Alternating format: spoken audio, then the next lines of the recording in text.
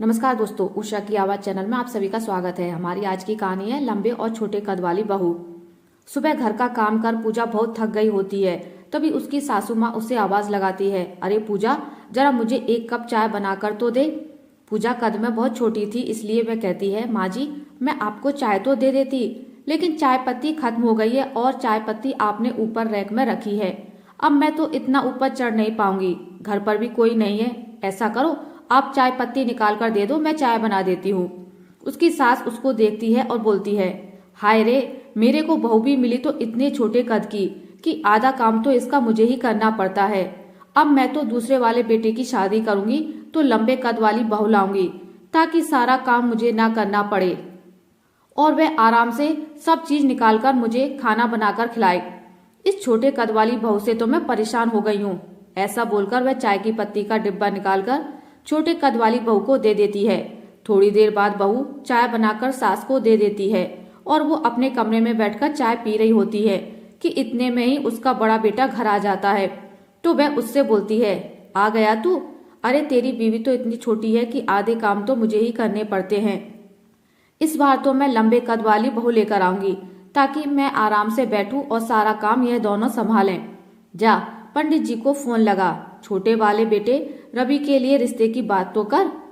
ठीक है माँ, मैं पंडित जी को कल घर भेज दूंगा। अब अगले दिन पंडित जी घर आ जाते हैं तो सासू माँ उनसे बोलती है, अरे पंडित जी, कोई ऐसी बहू ढूंढना जिसका कद लंबा हो। यह जो मेरी पहली बहू है वो छोटे कद वाली है। मैं तो इससे परेशान हो गई हूँ, घर का आधा काम तो मुझे ही करना पड़ता है। पंडित जी उनको एक फोटो दिखाते हैं।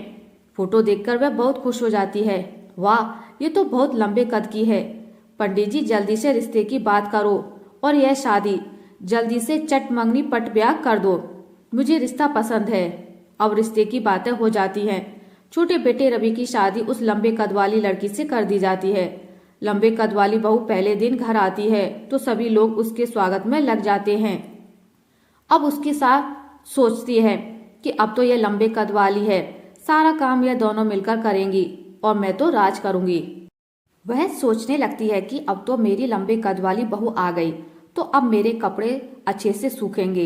ये छोटे कद वाली बहू तो तार पर कपड़े भी सही से नहीं डाल पाती है। ऐसा सोचकर वह अपने लंबे कद वाली बहू से कहती है, बहू, ठंड के मौसम में मेरे कपड़े सही से नहीं सूखते हैं तो तुम एक काम करो, मेरे कपड़ों को छत पर डाल आओ ताकि ये अच्छे से सूख जाएं। लंबे कद वाली बहू थोड़ा सा नखरे वाली होती है तो वह बोलती है, अरे माँ जी, सारा काम मुझे अकेले ही करना पड़ेगा क्या? मैं तो अभी नई नई हूँ, मुझे तो आइडिया भी नहीं है कपड़े कहाँ पर सुखाने हैं, मुझे बताएगा कौन? तभी वह छोटे कद वाली बहू बोलती है, अरे मैं आपकी मदद करूंगी, दोनों मिलकर छत पर कपड़े डाल देंगे। उनकी सास बोलती है, नहीं तू रहने दे, तू तो शांत होकर बैठी रह, तेरा आधा काम तो मुझे ही करना पड़ता है। अब लंबे कद वाली बहू मन मारकर छत पर कपड़े डाल आती है। एक दिन वो बाजार जाती है। बाजार में सास अपनी दोनों बहू के लिए कुछ कपड़े खरीद रही होती है। छोटे कद वाली बहू के लिए कुछ कपड़े नहीं मिलते हैं तो वह दोनों सास बहू उसका मजाक बनाने लगती हैं और उनकी ताने भरी बातें सुनकर पूजा की आंखों से आंसू आ जाते हैं और वह रोने लगती है। यह सुनकर छोटे कद वाले का पति वहां आ जाता है और अपनी माँ से बोलता है, माँ, मैं नोटिस कर रहा हूँ कि तुम पूजा को हमेशा जलील करती रहती हो। अगर तुम्हें पूजा पसंद नहीं है तो बता दो, मैं पूजा को लेकर कहीं और चला जाऊंगा, लेकिन मैं इस तरीके से रोज रोज इसको अपमानित होते हुए नहीं देख सकता। बेटे की बात सुनकर सासू माँ को गुस्सा आ जाता है और वह बोलती हैं, हाँ हाँ, वैसे भी यह छोटे कद वाली बहू मेरे किस काम की, आधा काम तो मुझे ही करना पड़ता है इसका। अगर तुझे कहीं और रहना है तो तू शौक से चला जा, मेरे पास मेरी बड़े कद वाली बहू है, वह मेरा सारा काम करेगी। अब छोटे कद वाली बहू का पति उसको अपने साथ किसी और जगह रहने के लिए ले जाता है और वह दोनों घर छोड़ देते हैं। अब सासू माँ को शाम को भूख लगती है तो वह अपनी बड़े कद वाली बहू को ढूंढ रही होती है। वह घर में आवाज लगाती है तो वह नहीं सुनती। ऊपर कमरे में जाकर देखती है तो वह मजे से टीवी देख रही होती है। वह उससे बोलती है कि अरे बहू, कुछ खाना तो बना ले, बहुत भूख लगी है। तभी बड़े कद वाली बहू बोलती है, माँ जी, आज मेरे सर में बहुत दर्द है, आज प्लीज खाना आप बना लीजिए। मुझे थोड़ा रेस्ट करना है, मैं बहुत थक गई हूँ, क्योंकि अभी सुबह ही मैं किटी करके आई थी, तो आज वहीं खाना पीना भी हो गया और वहां पर डांस भी किया, तो मेरे पैर में दर्द हो गया। तो आज खाना आप बना लीजिए। बहू की बात सुनकर वह खाना बनाने रसोई में चली जाती है और सोचती है कि चलो ठीक है, कल से कर लेगी। अब अगले दिन सुबह जब वह सोकर उठती है तो देखती है कि कोई उसे चाय वाय नहीं दे रहा है। तो वह अपने बड़े कद वाली बहू को आवाज लगाती है, बहू चाय तो दे दे, इतनी सुबह हो गई है, फिर मुझे पूजा भी करनी है।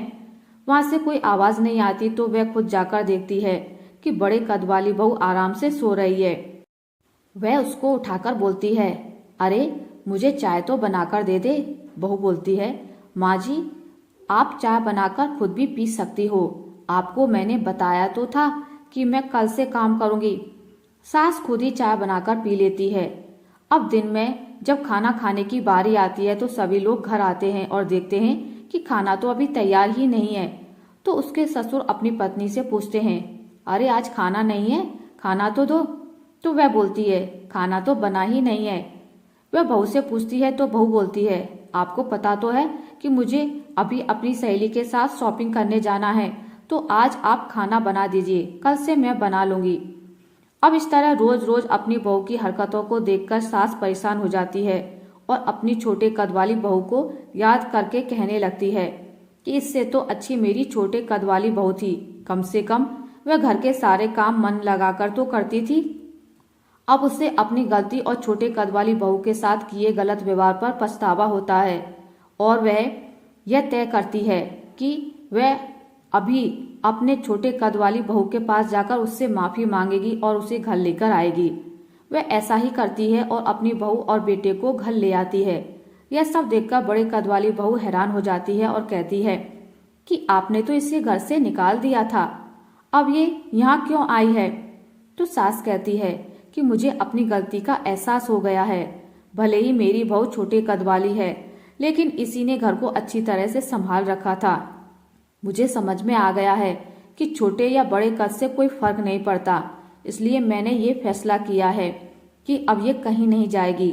अगर तुम्हें कोई परेशानी है तो तुम इस घर से जा सकती हो, नहीं तो तुम दोनों को मिलकर इसी घर में प्यार से रहना होगा और मिलकर घर के सारे काम करने होंगे।